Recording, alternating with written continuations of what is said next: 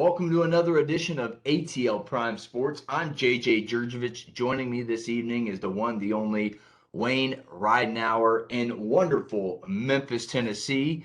You can find us all at ATL Prime Sports on Facebook, Twitter, Instagram, and YouTube. And we are on Apple and Spotify. So give us a like on YouTube, give us a subscribe, give us a review on Apple and Spotify.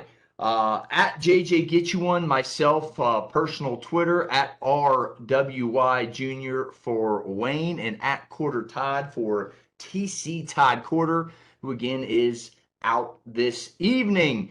How you doing, Wayne, my friend? I'm doing pretty good. Texas is playing tonight, looking to go over 500, playing Tampa Bay. And I think that the people who are picking Tampa Bay to win have disregarded Texas's bullpen. I know John Gray starting tonight for Texas has an ERA of around 12. No, it's 5. But I really think Texas is going to win that game because they're playing at home. But and then again, I think Texas should win all the games. And Texas is playing pretty good baseball as of late. I'm doing great, which is a lot better than Browns quarterback Deshaun Watson, who had a 23rd accuser come forward this week. Now I see why Cleveland held on to Baker Mayfield. Yeah. We will see how the NFL investigation plays out, and I will not comment any farther. What's on tap for today's show? College football is under 100 days away. We're going to give you some fun storylines, Braves' chances of winning the NL East, and the NBA Finals are set. And we'll talk a little NHL playoffs right here on ATL Prime Sports. And without further ado, let's kick off this show with a little college football talk. The kickoff to college football season is around the corner, under 3 months to be exact. Under 100 days, a little less than like 90-something days if you're talking to week 0. Let's talk some storylines heading into the offseason, or I should say heading into the season during the offseason. We got to start out, and you can't talk college football without the man, the myth, the legend, and Nick Saban. And the cherry on top, which was Jimbo Fisher and Nick Saban's comments towards Texas A&M and Jimbo Fisher. I'll start this one off. That's the biggest storyline of the offseason. I think it's a little bit of a charade to, spark up a little bit of controversy, maybe a little bit of, get a little little locker room talk going in the offseason, get a little motivated for the upcoming season, something like that. But Nick Saban said that Texas A&M bought all their players, and he came out during SEC Media Days in Destin, Florida this week saying, I didn't say he did anything wrong. So it's just been, again, a charade, an absolute huge act, and it's working on both parts. Folks, Jimbo Fisher worked under Nick Saban. Off the field here, they're probably got a little bit of a coaching feud, but I'm pretty sure they both respect each other professionally. So I think this has been a big charade. I think Nick Saban knew he was a little out of line with what he said, but again, neither of them are wrong in what they said. So Jimbo Fisher fights back, or fires back, I should say, with the comment of his own. Mentioning God and looking to his past. So who all knows what was really going on there. But I think a funny thing about this, Kirby Smart was asked about this Tuesday at SEC Media Days in Destin, Florida, and he says it's Mickey Mouse compared to what they say on the headsets during the game on the sidelines. So he preferred not to comment about it, and that's about that. So kind of makes light of the story, but Nick Saban, Jimbo Fisher has got to be the biggest offseason storyline of the year, maybe ever. What some serious fire put in the back pocket of the Texas A&M Aggies going in the offseason. Wayne, what say you about the Nick Saban and Jimbo Fisher feud? You had a great comment off air. Why don't you go ahead and say it for our listeners here on ATL Prime Sports? Well, a lot of people would say that it's all theatrics, and that's exactly what I think it is. When maybe people are saying, or maybe they are trying to rile up their fan base, but do Texas A&M and Alabama fans really ever need to be riled up? I think they stay riled up all year long. And so actually what it may be doing if it did anything is it got other fans talking about Texas A&M and Alabama who, there may be some Big Ten fans who are talking about it now. So in that respect, it worked, but does it mean I don't think it means anything. And the reason that I think Kirby Smart is probably not bought into it and talking about it is because uh, he should be more worried about South Carolina's program, because I think that's a program that's on the research and uh, could end up giving him trouble in the East.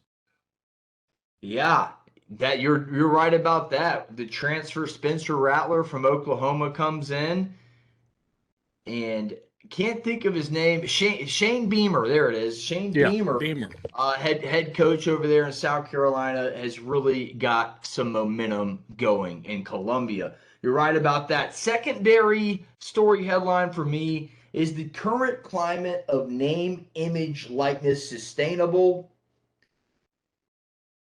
I don't know. I don't want to say yes or no in this climate, because I think in a couple years it will level out. Ole Miss head coach Lane Kiffin had a really good point here. He said there's tiers to it. There's levels to this, if you know what I mean as a hip hop fan. It's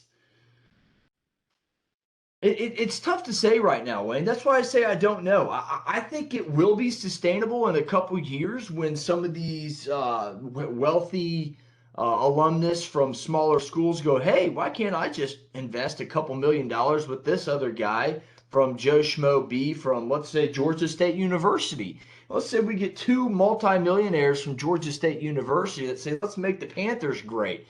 They put about, say, $5 million a piece, or two 2.5 million apiece, and you come up with $5 million to pay some elite players to come to Georgia State.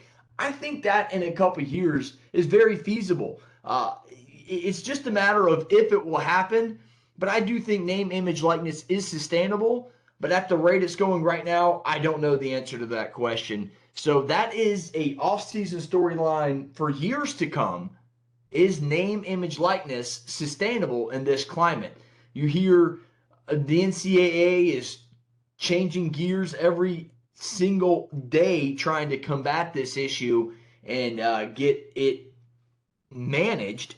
But here we are, June 1st, 2022. It's been in play, let's say, about a year now. It doesn't look too good right now, but I don't know if it's sustainable. I don't know the answer to that question. Wayne, you want to comment on this bad boy? Well, I don't think it'll last. I think it's going to end up kind of messing its own self up, because it's going to get involved in a lot of things that are damaging to college football. But you had brought up something interesting about smaller schools and wealthy investors just deciding to, give name, image, likeness money to a player just to get them to go to your school. And it made me think of a guy that was a wrestling promoter here in Memphis named Jimmy Hart. I don't know if you're a wrestling fan or not, or know who Jimmy Hart is, but it would be funny if Memphis were to all of a sudden have a Jimmy Hart investment group, and we're going to give $5 million name, image, likeness money to some big name player. And, Yeah. I mean, it's seemingly that's all it takes. yeah, well, later, I'll put a link in the description of video who Jimmy Hart is, and everybody can look it up and see who he is. And he was I think the manager or something like that for Jerry Lawler years ago. But he's quite a character. Quite a character indeed. And folks, Wayne will have that if you're watching on YouTube. Wayne will have that link somewhere up in here. Um, my final comment, my final story of the offseason, and then we'll toss it up in the air, is can Georgia repeat? We're in the state of national champions here. Georgia loses 15 to the draft. Can they repeat? I think they can. I think they have a good schedule to do so. They're heavy favorites against arguably their toughest opponent opening week in Oregon and Mercedes-Benz Stadium versus former defensive coordinator Dan Lanning and former Auburn quarterback Bo Nix. I think they're 16.5 or 17.5 point favorites, somewhere in there, depending on which site you look at. Look, again, they lost 15 to the draft, but in comes a great wide receiving core. Despite the loss of Burton to Alabama, you still have Kyrus Jackson. You still have Ladd McConkey. You still have Adonai Mitchell, A.D. Mitchell, as I like to call him, who had a huge touchdown pass, reception, I should say, in the national championship game. Tate Ratledge will be back at left guard.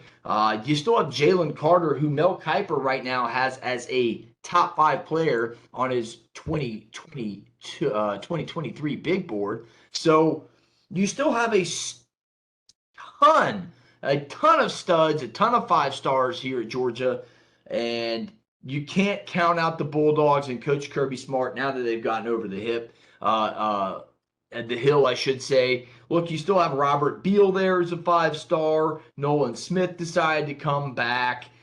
Tyke Smith, the transfer from West Virginia, is going to play his senior year. And then you have the star of the national championship game, Keely Ringo, which I named my new puppy after Ringo, still there. So still got a lot of talent. And, of course, you got the national champion winning quarterback Stetson Bennett. Kenny McIntosh is there. Kendall Milton's still there. Lots of talent behind Stetson Bennett, as we all know. So I think they still have a very good shot to repeat as national champions next year. Wayne, any comment on the Georgia Bulldogs and any other storylines that surprised you or you were thinking of in the offseason? Not really, but going back into that Georgia thing, I know repeating as national champs would be great, but I think they need to focus on what's going on in the SEC East. And to me, the 2 biggest teams that are going to be challenges to them is going to be Tennessee and South Carolina. Florida's going through some changes right now. I don't think that Kentucky, Vanderbilt, or who else is out there? Well, anyway, I think Florida, or not Florida, but South Carolina, Kentucky, Vandy. Well, South Carolina and Tennessee are going to be the 2 big obstacles, and I think he needs to focus on that, and then worry about national championship should everything fall into place, because are they still going to do 4 teams, right? Yeah, still going to do 4 teams. So it's just they need to focus on taking care of the East first, and then take care of whoever their opponent is from the West. Folks, if you like this content, please give us a like, give us a subscribe on YouTube. We are on Apple and Spotify. Just search ATL Prime Sports. Thanks for listening. Let's get into our second topic. It's about these world champion Atlanta Braves. Our Atlanta Braves are 10.5 back of the New York Mets in the NL East, which is not the NL East this year. Can they still win this division and put a percentage on the chances they do so? Yeah, they still can. I'd say it's still pretty high. I'd say 40 to 45% chance that they still can win this division. DeGrom's hurt. Scherzer's hurt. We've seen the Mets collapse in the past, so history is there on your side. You also saw the Braves are about the same as they were last year at this point of the year, and we all know what happened after the All-Star break last year, so that's all good and well. But let's get into it. Look, the Braves blew a 4-run lead versus the Arizona Diamondbacks Tuesday night. Blowing a 4-run lead is unacceptable. You can't do that at any point in the season. That's what gets you farther and farther away from the Mets, and that's what gets you, what makes you rely on the wild card, in which Arizona is the only team in front of that final wild card spot right now for Atlanta. So blowing a 4-run lead, unacceptable in the 6th inning or later. The players would agree with me on that. Brian Snitker would agree with that. I'm not saying fire anybody. I'm just saying that's unacceptable. That's not the type of baseball that the World Championship Atlanta Braves think they can play throughout the season. Yes, they are gone with Freddie Freeman. Yes, it's a new season, new page. Lots of keys were missing. Rosario's on the IL. Soler's in Miami. Jock Peterson's crushing the ball in San Francisco and having fantasy football disputes on the field and getting slapped in the face, and they're still winning baseball games. And Atlanta's struggling to stay around 500. So Again, blowing a 4-run lead unacceptable, but there is optimism. And here's the optimism. Take away the 2 losses. Look at the hits. 8 hits in game 1, 14 hits in game 2, 12 more in Wednesday's matinee 6-0 win against the D-backs to close out the series. Look, and they also pulled a burden off their back in this series, beating Madison Bumgarner for the first time since 2012. So there's some optimism moving forward. The offense is hitting the ball. The defense has to stop making errors. Soroka, Yates in the bullpen. Soroka as a starter could come back around the All-Star break or after. And those could be like the trades that Alex Anthopoulos made last year, but it just could be additions from the injured list. I keep wanting to call it IR, but it's the injured list. So I think the chances are around 40%. Another storyline is the emergence of William Contreras and Michael Harris II. These guys have been unbelievable. Why didn't we call them up early? Harris comes from Double-A straight up to the big show, gets 2 RBIs in 2 days, has 2 great catches, his gloves showing it, really showing like a 5-tool player, can run on the base path. And then Contreras. Why can't this guy be in the lineup every day? Another multi-hit game earlier Wednesday afternoon, 3 hits with another RBI. This guy's got to be in the lineup every day. We got to figure out a way to get him with Ron Washington, play left field, do something, DH, whatever it takes. But there's got to be a way that Contreras can be in this lineup every day because he's an everyday contributor. His bat's proven that point. He's not the best behind the plate. D'Arnaud is so valuable when it comes to calling a game behind the plate and his defensive ability and his ability to throw out runners. So you got to find a way to get Contreras in that lineup. Very interesting job Brian Snitker has going down the stretch here because they get healthy. Contreras is looking good. You get Rosario back. Duvall's struggling. There's a lot of issues with this team, but they can still win this division. It'll be tough to do because the Mets are, again, 10.5 up, much better than last year. The Phillies are a little bit better than last year.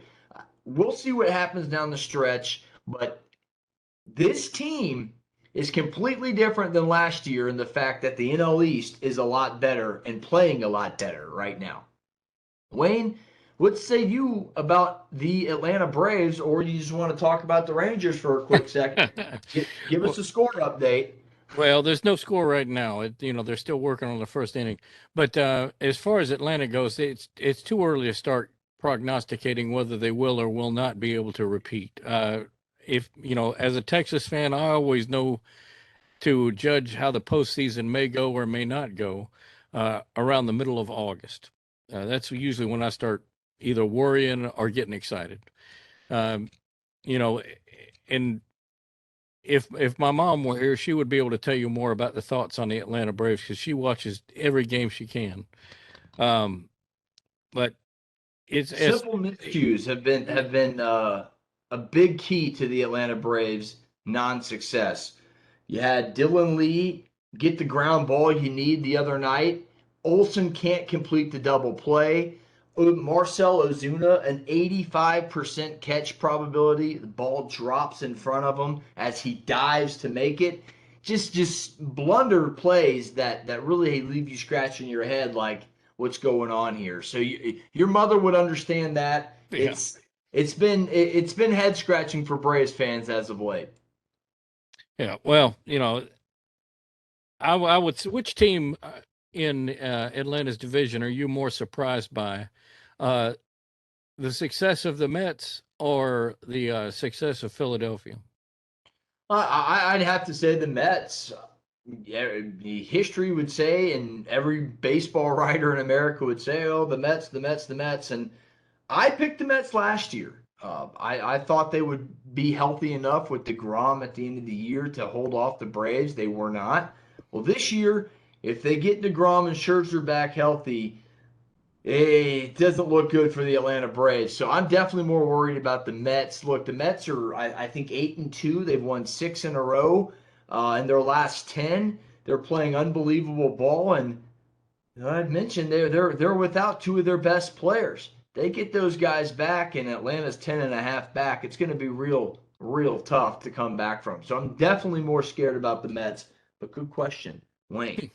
Let's move forward with the show. Charge on as we go to the NBA Finals. They're set. Boston Celtics, Golden State Warriors. Wayne and I were half right on the teacher's credit question, who's going to be in the NBA Finals. We got a 50 out of 100. Let's talk some storylines going in. It's going to be a fun series, folks. Warriors are game one favorites, 3.5 points Thursday night over the Celtics, and a slight series favorite, really close. One of the closer NBA Finals in recent history. Again, game one Thursday night, 9 p.m. at the Chase Center in beautiful San Francisco, California. That's the first storyline. Second storyline to me, Boston is looking for their first title since 2008 when Doc Rivers was the head coach with the Boston Three Party. Yeah. It's their first finals appearance since 2010. And for Golden State, it's a complete opposite. Been dominating. Six finals appearance in the last 8 seasons. Teams split the regular season series 1-1. Interesting stat here. I know both teams weren't 100% when they played each other. Both teams were very different, but the road team won each game, which was very eye-opening to me. When that happens, usually you're going to be in for a fun, long coin toss of a series, and the NBA needs that. The playoffs have been, honestly, for lack of a better term, not very close. You haven't had many close games, buzzer beaters, down to the wire games. So the NBA Finals really should be a treat with the C's and the Warriors. Health issues, both teams. Not 100% coming in. Celtics center Rob Williams still dealing with some knee soreness. Also, Marcus Smart, he's bumped and bruised all over, but that ankle is still killing him. But he should be good to go per head coach Ime Udaka. Warriors are beat up too. Forward Andre Iguodala is questionable for Thursday's game with neck issues. Otto Porter Jr. forward is day-to-day with foot injury sustained during the Grizzlies series. And excuse me, in the conference finals, Otto Porter was the conference finals. Gary Payton II was hurt in the Grizzlies series. He broke his elbow, and he is questionable for this series going in. So health is the storyline going in. Both teams not 100%, should be fun to watch. Again, I think this is a coin toss of a series. I think it will go the distance. Right now, if you're asking me, I'm picking the Warriors in 7. They got home court advantage. Boom. There's my pick. Guard play. My last storyline of this NBA Finals is guard play. It's going to be the key to the series. It's Marcus Smart and Jaylen Brown versus Steph Curry, Klay Thompson. Who shoots better on offense, who causes more turnovers and more disruption on defense. You got to be hard to guard. Both these teams play interchangeable basketball positions 1 through 5. They can speed it up. They can slow it down. They can shoot from outside. And Marcus Smart's a really good defender. So right now I give the edge to the C's in defense, but when you've entered your 6 finals in 8 years, you have that experience, and that's why I'm going with the Warriors in 7. I think it'll be a great series. That's my final storyline. Wayne, any storylines you're looking forward to in the NBA Finals this year? Well, I'm saying it's going to be Boston in 7, and I think it will go 7 because these teams are pretty equally matched. But I think the difference is going to be in forced turnovers, in other words, steals. And I think that Boston's going to have the advantage there. Yeah, they're one of the better defensive teams in the league all season long. I mentioned it. Which team is harder to guard on offense and which team forces the other team to turn the ball over and have a bad field goal percentage. Let's move on to our final topic of the night. The Nhl Stanley Cup Playoffs have been very entertaining. We're down to 4 teams in the conference finals. In the West, you have the Colorado Avalanche versus the Edmonton Oilers.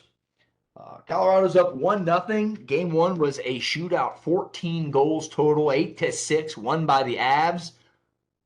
Game two, Thursday night, 8 p.m. in Denver's Ball Arena. Moving over to the East Coast, the Eastern Conference Finals, New York Rangers, Tampa Bay Lightning. Big-time names, big-time teams. Tampa Bay is going for the triple, the three-peat. Rangers, though, interesting stat here, brought to you by Todd Corder. Rangers are 5-0 in this year's postseason in elimination games. Very interesting stat there. Backs against the wall. Rangers play well. Very interesting stat. Game one is actually underway in Madison Square Garden in New York, New York, as we speak right now, as this show's being recorded. So, Wayne, any thoughts on the NHL Stanley Cup Playoffs Conference Finals? Well, I'm a Toronto Maple Leafs fan, so I don't really like any of these teams. And if it would have been anybody else besides Toronto, I might have, had some interest in it. But I frankly, I don't like any of these teams. Yeah, got to have a hot goalkeeper. That's what I always say about the Stanley Cup playoffs. Hot goalkeeper, make the least amount of mistakes. Colorado looks like they may get the cup again. Those Avs, I have to be if I had a horse in the race, it would be the Avalanche, because I lived in Colorado for 2 ski seasons, and they love their hockey up there in the high country in the 5280. So it should be an exciting series. Folks, that wraps up our show. Let's get some closing thoughts in. I'll start this one off because this is just intriguing to me. We're going to see a new league of golf. The first ever LIV Golf Invitational Series event is this weekend at Centurion Club, right outside of London, England, or if you remember in Austin Powers, London, England. The 42 entrants, some big names include Dustin Johnson, the 2020 Masters champion, currently ranked 13th in the world, the highest ranked golfer in this new LIV Golf Invitational Series. Sergio Garcia, we all know Sergio, major champion as well. Graham McDowell, Lee Westwood, and Ian Poulter, some of the bigger names out there. Phil Mickelson, who started this whole controversy, is not playing in the event. So, Phil, come on back, play some golf. This lefty is begging for you. You see Bubba Watson behind me? Yeah. I'm a lefty guy. I need a lefty in my life. Phil, come on back, play some golf. But yeah, no, that's my closing thought, man. Look, it's former world number one Greg Norman's world out there in the LIV Invitational, and he said free agency has finally come to golf. That's my final thought. I know it was a long one. Wayne, what say you? Well, if I'm going to have any kind of closing thought, it was be on last weekend's motorsports. It was the big weekend for motorsports. You had the Monaco Grand Prix, you had the Indianapolis 500, and the Coca-Cola 600. And so congratulations to Red Bull, Honda, and Toyota in the Coca-Cola 600. I don't think Denny Hamlin's got anything to complain about this time. No, nothing there. And my final thought, a bonus final thought, is I hope everybody had a happy and safe Memorial Day. I want to say thank you to all those who have paid the ultimate sacrifice to protect this great country. Happy Memorial Day to everybody. Again, I hope you had a safe one and an enjoyable one. For Wayne, I'm JJ. For TC, who's not with us, this has been ATL Prime Sports. If you like what you see, please follow on Twitter, Facebook, Instagram, and YouTube. Just search at ATL Prime Sports. Thanks for listening. Get you one.